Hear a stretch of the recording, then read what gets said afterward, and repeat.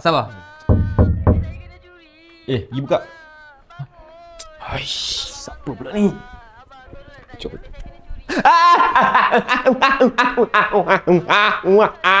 Siapa ni?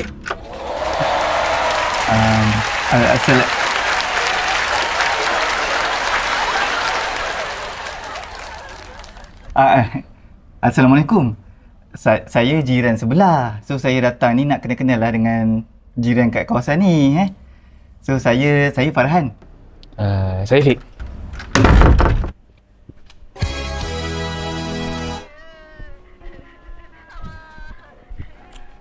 Siapa? Entah, tak kenal. Tak kenal? Siapa tahu dia kata jiran sebelah.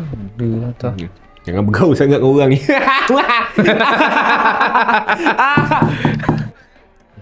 Kopi? Tak siapa, semen ke apa. Uish. Orang lain tak?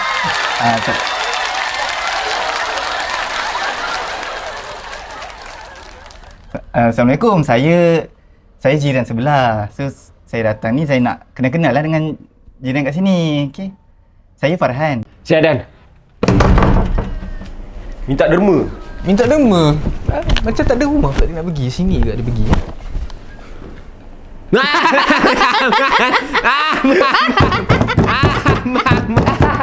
Kenapa tak makan sini je?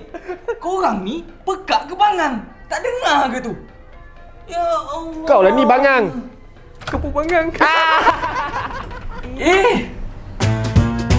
Serumah kita.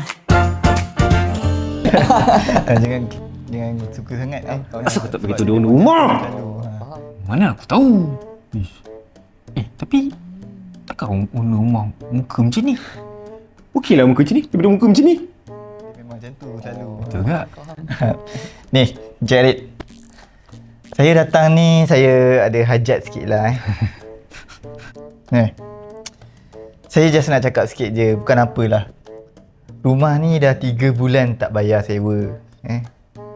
Kau ingat rumah ni bapak kau punya ke? Ini rumah aku! Ini rumah aku. Lain kali, kalau nampak muka aku depan pintu, jangan hentam macam tu je. Bagilah air ke apa ke. Bukan dengan aku je lah. So siapalah jiran ke kat sini. Malu kau tahu, malu. Ini rumah aku dulu. Nanti diorang cakap apa? Bang, rumah abang kat situ ada 3 orang budak ni kau hajar. Malu aku kau tahu.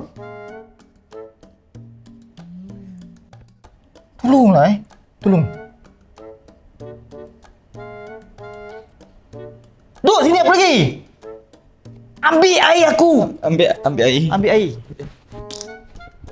Weh, teh tarik. Extra manis. Baik bang. Stres aku. Korang ni memang Shinchan kau tu. Kau ingat ni rumah bapak kau ke? Kau jangan cakap apa-apa. Kau.